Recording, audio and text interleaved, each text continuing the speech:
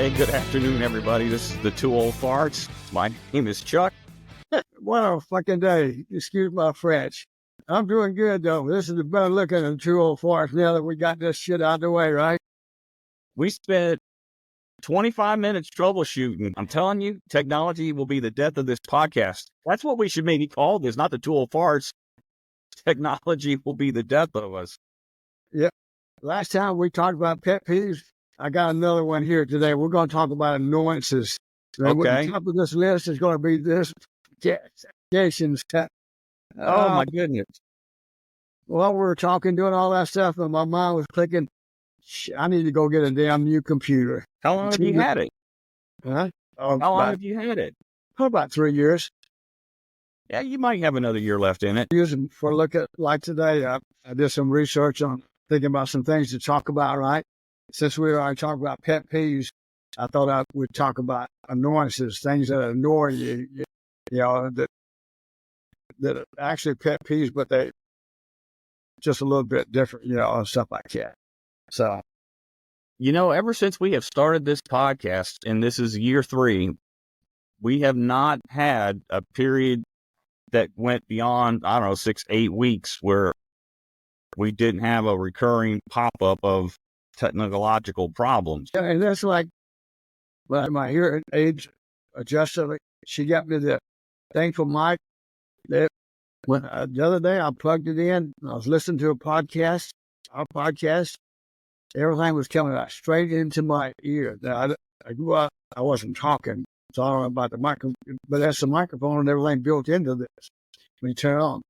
When your mom and I are watching TV, I'll use this because it picks up the TV. Then when she talks, it picks up and goes straight into my hearing aid. So it makes it easier for us to talk while we're watching the movie or show or whatever we're doing. I don't know. It's annoying, right? It's a pain in the butt. It can be challenging, and challenging in the most part because I'm not there to help you through the problem, so I can't see what you see on your screen, That's why I was like texting you or calling you on the phone, and then some way, somehow, I had decided we could maybe try to record this in Google Meets, record it, download it, and then try to do it that way. And when we got Google Meets going, I still couldn't hear you. What did you do after I said I couldn't hear you? I just kept muting the mic, unmuted. I went back in and turned shit off. I don't know. That's how you got it working. And I'm like, okay, mute the microphone on Google Meets, and we'll go back and open up Riverside. And I was for sure that you were going to get lost and maybe mute the microphone on the laptop, not on the Google Meets. Well, I did both. I muted. That's what I thought, because then I couldn't hear you on this, and I'm like, not the microphone on your laptop, in the Meets. And I think that's when you got it. None of them are deaf and dumb. Well, I'm technologically dumb too. I'm right there behind you. Talk about getting dumb. This last weekend, I was working on some homework for my data analytics class. And there were 2 questions, and each question had 5 parts, at A, B, C, D, A, B, C, E, and F. For some reason, on the homework, I only answered A, B, and C for 1 and 2. I don't know why I did not C or do D, E, or F. So I turned the homework in, but I had changed the format. It was done in Excel, and then I saved it to a PDF file. And the professor emails me back, and he says, "Hey, I think your Excel got truncated in PDF." And he's like, "Because I'm not seeing 1D, 1E, 1F, and 2D, 2E, 2F." So I go back and look at my homework, and then I go back to the assignment, and sure as shit, I didn't do D, E, or F for either one. So I reply back, "Hang on." It took me like 10 or 15 minutes to finish it off, send it up. So then I sent him week 2's homework a few days later, and he emails me back almost immediately saying, "Hey, I didn't get did you do the second page of the homework?" And I'm like, "What?" go back, and sure as shit, I didn't do the second page of the homework. There was only one question that I must have just skipped right over. This is 2 weeks of homework that I have completely missed something. So don't feel bad about being technologically challenged, because right now I am homework challenged in my data analytics class. Well, there's so much stuff going on and doing things, and you can get, that's just, every Saturday I got certain routines, because we got our football games, and you had a concert yesterday. I thought you was going to call me. I was waiting for a text message, but then later on I saw that you had a concert, so I figured that's where you was at. But anyway, I got a routine. We'll get pizza. Your mom and I already decided that we're going to get pizza, and usually get Papa John's, and they did pretty good. I order from the same place on my laptop every freaking week. Same location, okay? So yesterday I ordered. I drive over to Tesla, which is probably about 2 or 3 miles, right? Young girl, she's really nice. And I said, pick up for Lou. She said, who? I said, Lou, hello, you. Then I said, well, maybe it's under your list. I spelled my name, and she can't find it. I said, oh. Finally, I pulled up, and I had just deleted the email where I got the confirmation that it was made and all that kind of stuff. So I went into my credit card, and I found the receipt that says store number 4626. She said, it's in Alamo Heights. My God. How the heck did that happen? I have no idea. So she was real nice, and I could tell she knew, because she had no idea where the hell Alamo Heights was. She said, it's on Caladra. I said, okay, I know it's outside the loop, but because Alamo Ranch is pretty big. No. So we're talking. So anyway. Did you say Alamo Heights or Alamo Ranch? Alamo Ranch. Okay. Well, we said Alamo Heights, but Alamo Ranch. You did. So anyway, I said, I'll look it up on my maps in my car when I drive over. And I tipped her $5 because she was so nice. And I was pretty frustrated, because I got so much time for us to eat. Ball game come on, and I get ready for that ball game. And then I said to myself, I hope my damn ball game don't turn out like my trip for my pizza and bigger than life. It started out that way. I said, oh, man. So anyway, I finally got over there and got it, and we got home. So it's this technological stuff it's not for me. Yeah, I had to leave about an hour into the game. Actually, about 40 minutes into the game, because the game didn't start till 10 till 3.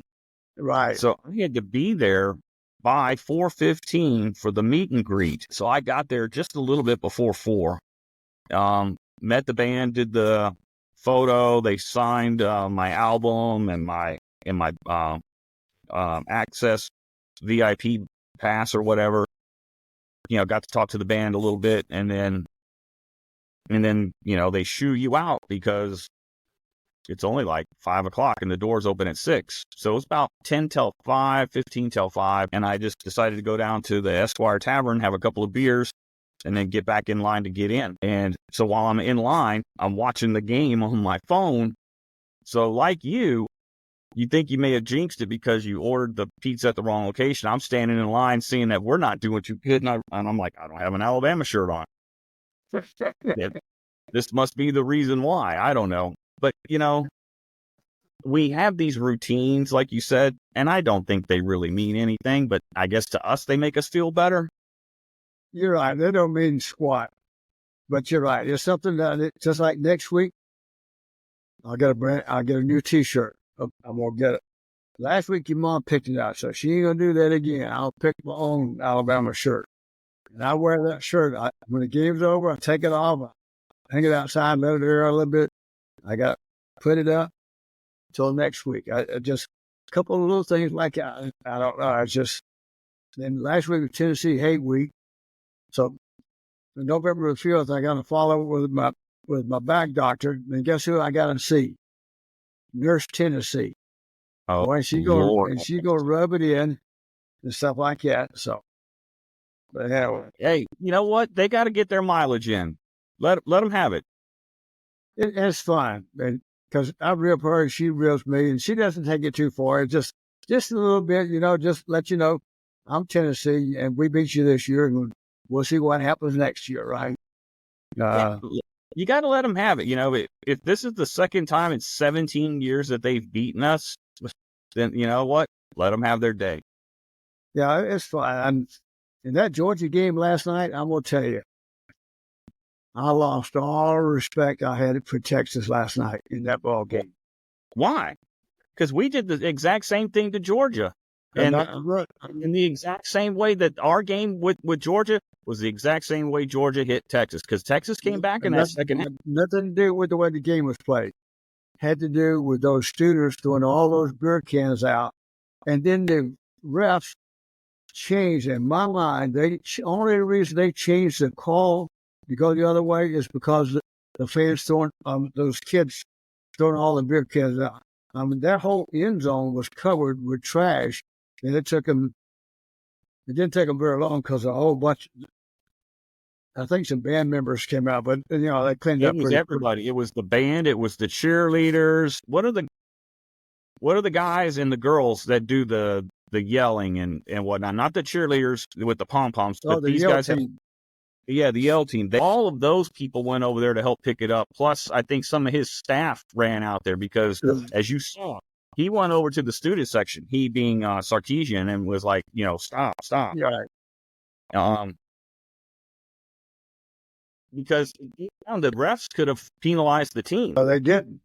No, but they could have. They could have given them a sports unsportsmanlike conduct. Yeah. And the call, I thought it was the call can go either way, but for them to go back, I didn't agree with the penalty. I thought it was defensive pass interference because the offense, the receiver was running towards the defender. The defender, he was stopped, but he put his hands out and pushed into the receiver, who then the receiver pushed back.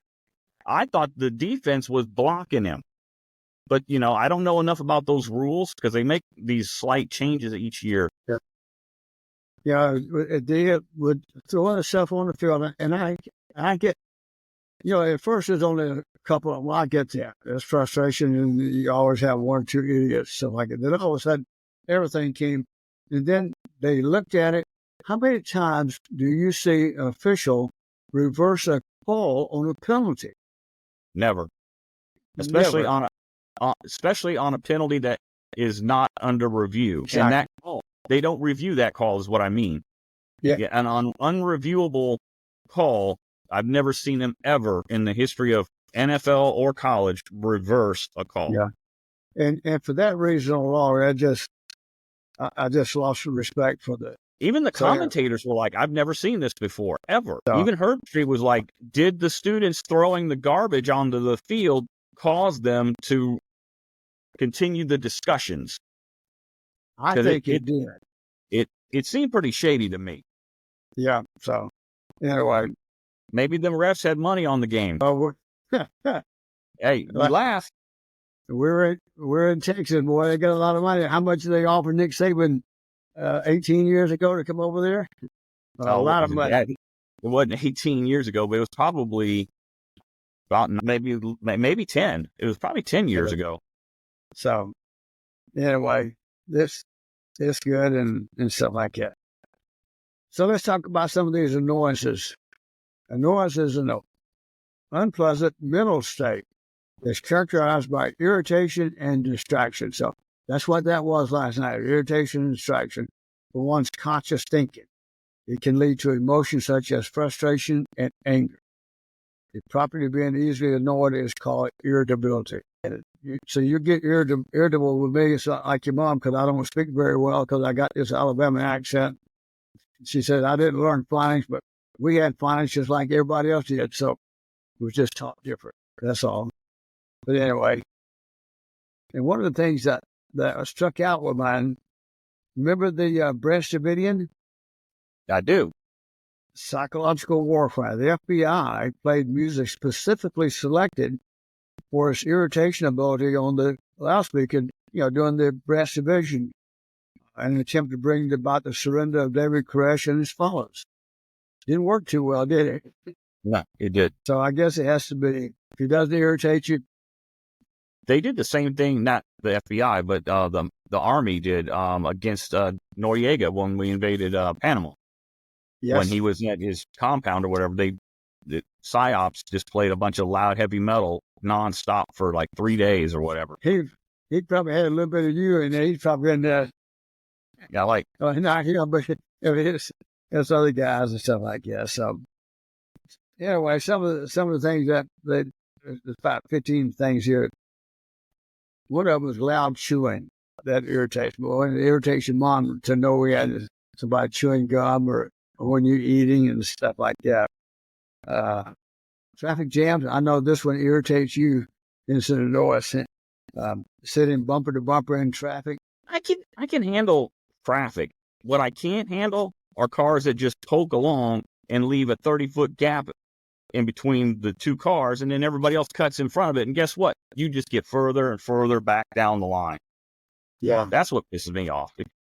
Yeah, it does. And I learned a real valuable lesson yesterday. I was at the intersection coming home at Calabria and Les Harrison. I was the third car back. Well, the truck in front of me pulled out, went on down and made a U-turn or something like that. So this car in front of me was just really slow. I mean, the light, we went through 2 changes of the lights there before she finally left. But then she pulled into the Circle K, not Circle, the whatever that gas station is, not Circle K. But anyway. But there was a little old lady with gray hair. She looked older than me. I said, "Oh man, I'm getting mad at somebody." Then she just being careful and stuff. Sometimes you just need to be mindful of other people and stuff like that. But slow walkers, I know sometimes when we go places, I get a little bit slow. And I'll get behind a slow walkers. But sometimes we need to be mindful of who some of those slow walkers are, right? Marketing calls, do they bother you? No, I just don't answer them. Yeah, me too. Same way here. But people who don't use turn signals, that irritates me. Probably more so than anything else. How hard is it to turn your turn signal and let somebody know you're going to turn or whatever, or changing lane? What makes me irritated more so than that is I'll have my turn signal on, wanting to, get over. And the car that is on my right side that is stopping me, they can't gauge or see my turn signal. So as soon as I speed up, they speed up. And if I try to slow down, they back. And next thing you know, I finally am able to either get in front or behind them. And then guess what happens? They put their turn signal on and get over into the lane that I was just in. And I just want to strangle that person. Because turn signals, it doesn't give you the right, but it does signal your intent to everyone around you what you want to do. It's like, I want to get over. It's a request. When okay, I'll let you do that. I don't have a problem slowing down, letting you get over and do those kind of things. Not either. I do not either. Yeah. One of the other was loud phone conversations. Depends on what I'm doing. Sometimes it kind of annoys me, but not a whole lot. But automated phone calls when I'm trying to call, just like yesterday with that pizza. So from now on, when I order, I'm going to call the restaurant directly, speak to a person, and then order. So that's more complicated. That's more complicated because now you got to wait. Because as soon as you call, they're like, "Please hold," and then they just put you on hold. It's like, no, I don't want to hold. So don't say please hold or they say, can I put you on hold? And before you can even speak, you're on hold. No, it's like when I got over to Calabria, pick up the pizza, it's on the right-hand side on Calabria. So it's 2:00 in the afternoon on Saturday. So traffic both ways is just bumper to bumper. So for me to come back home, that means I got to sit there in line, cut across traffic to try to go left. Or I can go to the parking lot, thinking, well, I'll just go to the traffic light and then turn left and come back down Calabria. Well, guess what? That lane to turn left off onto Calabria from 1560 is back there. So I back I just made a right turn. I drive 5.2 miles to get to my house, try to avoid all that traffic. Now, those are annoyances that, and I can see where people get frustrated and get angry and stuff like that out of it. So, but anyway, I thought that was pretty interesting. Last night on my way home from the concert coming downtown, they're doing a lot of construction on a lot of the roads, and on the road that I was headed to the highway on, the far right lane at this one light, it was shut off.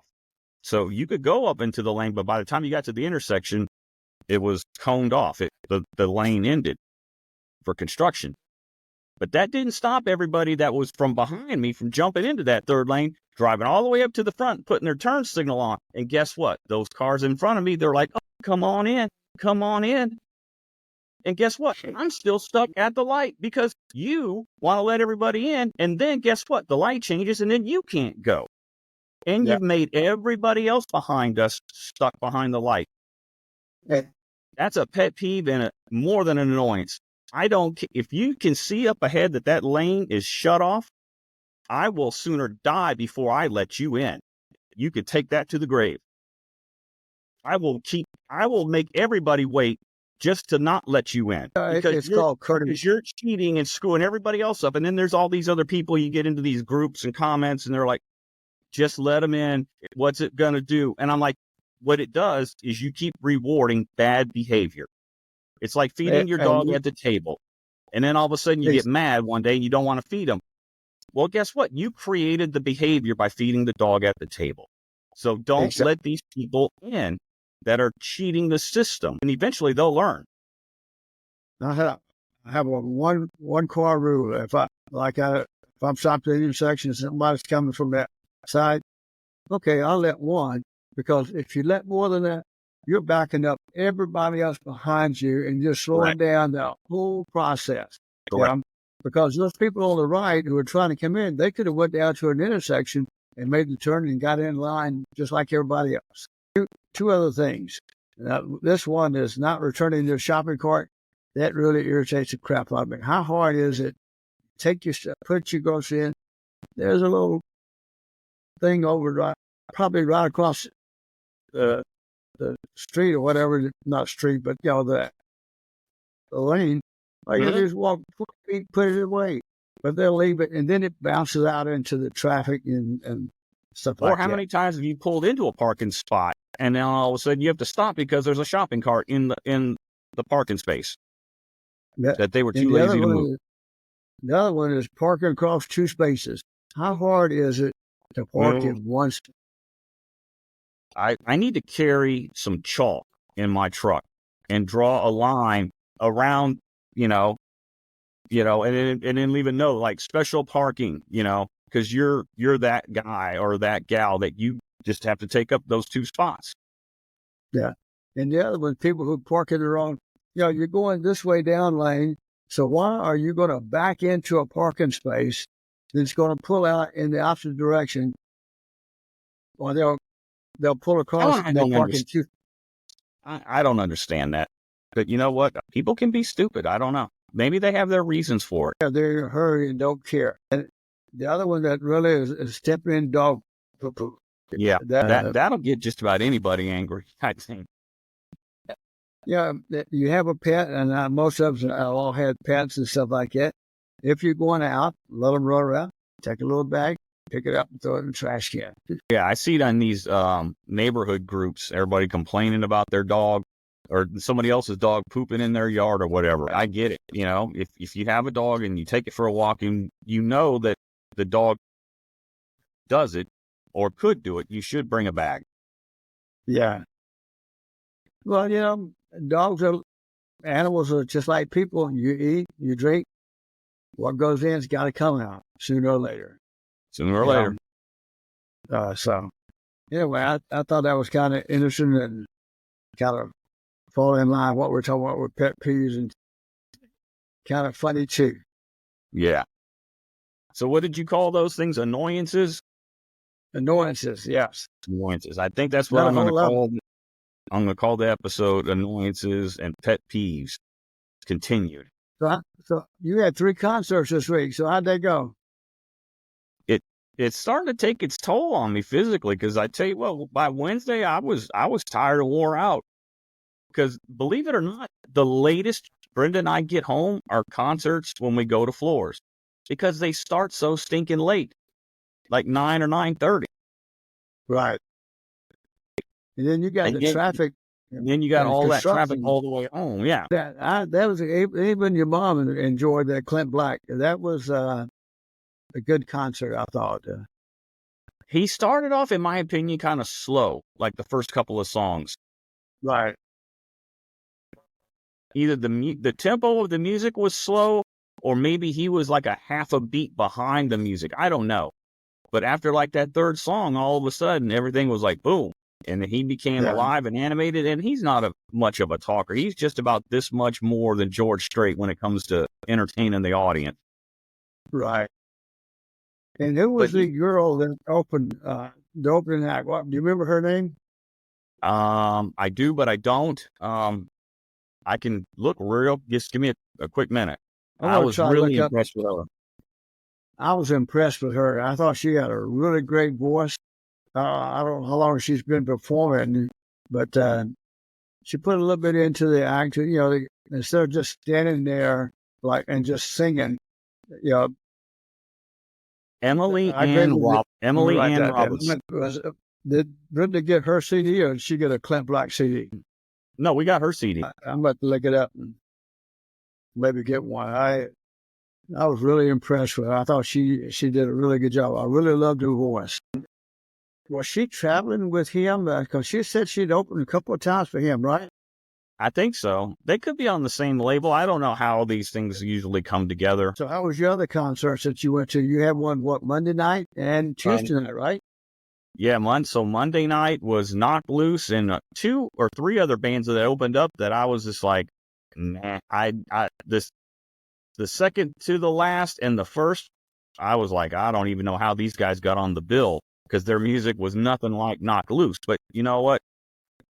I'm the old guy at those concerts, because most of everybody else at the Knock Loose concert was in their early 20s. It was a young crowd. And then the next night, King Diamond, got to do the meet and greet with him, and then the group of us that had that part of, we got to walk with him to the stage. It was, man, and when you got to meet him, it was a one-on-one, and you got to ask like 1 or 2 questions, and then you got your photo taken with him. And it was so cool, because it was him and the guitarist that he's been with, Eric LaRock, for forever. And I asked him, because his music, they have themes, like the whole album is a theme. All the songs are interrelated. And he's done a couple of instances where he's done 2 albums and they were both interrelated. And I asked him, I said, how do you come up with these intricate and complex storylines? And he's like, oh, I'm so glad you asked that question. And he was telling me that they just worked on this new song and they were going to play it tonight for the first time. And they recorded a video of it at some abandoned psychiatric hospital on the East Coast somewhere. And he said he's gotten so much material out of the writing. He said it just keeps coming and coming and coming.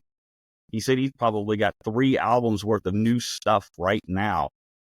He said it just floods into him. And just to get to me, and he's just telling me this based on the question I had. I mean, to me, that was so cool. So cool. Yeah. And I think that's what, when artists can identify with their crowd's not the right word, with fans, the fans, the audience. I think that's what makes him successful. And I think that's kind of what happened with the Clint Black. I think as he got a little bit more into it, the audience started getting more into it then, because you hear him singing more, and the things that fans like to do when they go there, have fun. So, yeah, I thought it was just a great show. The crowd was crazy. I mean, and it ranged from young to, my age range, because, he's been around. He started off in a band called Merciful Fate, which probably started in the super late 70s, maybe 1980. And he left Merciful Fate in like 83, 84 time frame, and then started doing his solo stuff. And he's done Merciful Fate once or twice, but his music, it's horror related, if you will, you know, and he sings in a high falsetto voice, which has some like kind of operatic themes to it. It's just, it's really cool. I should play you some and just let you and look at the crazy looks on your face. I would get a kick out of that. Like that sitting in the airport when you had me sip that, what was that drink you had? Bloody Mary. Bloody Mary. So speaking of that, in concerts, I have now gone to 498 concerts that I can remember. I'm 2 away from 500. Oh, wow. There's a lot of concerts. There's a lot of money. A lot of money, a lot of time. Yeah, but you know what? That's what enjoying life's all about. So and I am. I'm having so much fun. That's what I told my wife. I said, since I've retired, most people complain about, what have I done with my life? And I kind of felt like that for a long time when I was, in the military. But now that I've retired, my time is my time, and I'm making the most of it. My wife and I are going and doing things. We go out to eat together and enjoy our company. We go on little day trips. I go to my concerts.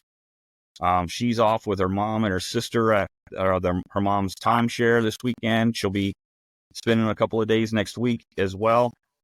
So I'm just here with the dogs doing my thing. She's out there doing her thing, and we're just having fun. That's what life's all about. That way, when you get down the road, get to be my age, you don't have any regrets of what you did or didn't do. Yeah, and you and I are doing things fewer and farther between, but the weather's cool, and also and football's on. Well, we're gonna start doing some more stuff. There's an off weekend that Bama has coming up, and we need to go do something. Yeah, should be in 2 weeks, because we've got Missouri next, and then I think the next weekend is an off. Missouri, then we got a week off. Then we got LSU, Mercer, Oklahoma, and then Auburn. Shoot, at this point, I don't think we can beat Auburn this year. I do. I tell you what, I was impressed what we did. I think we're learning, and we sometimes forget that here's Coach DeBoer and here's Coach Saban. They're just two completely different people. And what DeBoer inherited was this guy's behavior and stuff. So it's about him changing mindsets and how you do things. So I think we'll. I think we can be the only one that to me, I think we're going to have a problem with is going to be LSU. I think that game, I think Missouri, I think if we play, we can beat them.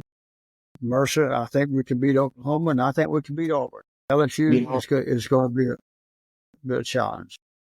I read an article last night, and it was the exact same thing that I've told you and I've told my wife. Nobody fears Alabama anymore. Right. And what was I going to say? So last night, it wasn't so much the defense as much as it was the offense this time. The defense kind of stepped it up this time against a very, very, very good Tennessee. I was impressed. Yep. We held them to 15 points? Yep.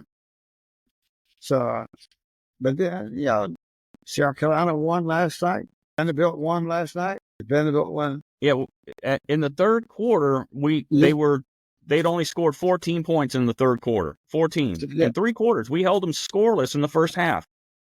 Yep. So, and then they only put up, then they put up 10 in the fourth. But you know what I'm saying? So the defense showed up, but we only scored 7 in the second, 3 in the third, and 7 in the fourth. That's offense. That's not defense. No. And there was an article today. I didn't read it yet, and they were alluding to that point too. But so anyway, that's the way it is, and that's what we're going to learn. And I still love my Crimson Tide, and just go forward and enjoy the rest of the season. And I'm going to get a brand new shirt this weekend. So. I think that feeling that we're all feeling as Alabama fans is probably what everybody else feels normally. Yeah. Probably. You know what I'm saying? All right. Well, we're almost at 40 minutes here. We got it. Yeah. Well, we talked about a lot. Yeah. So don't step in any more dog poo-poo. I won't. All right, everybody. Y'all take care. Have a good week. We love you. All right. Yeah, we love you guys. Have a good week. Y'all take care. Bye. Bye.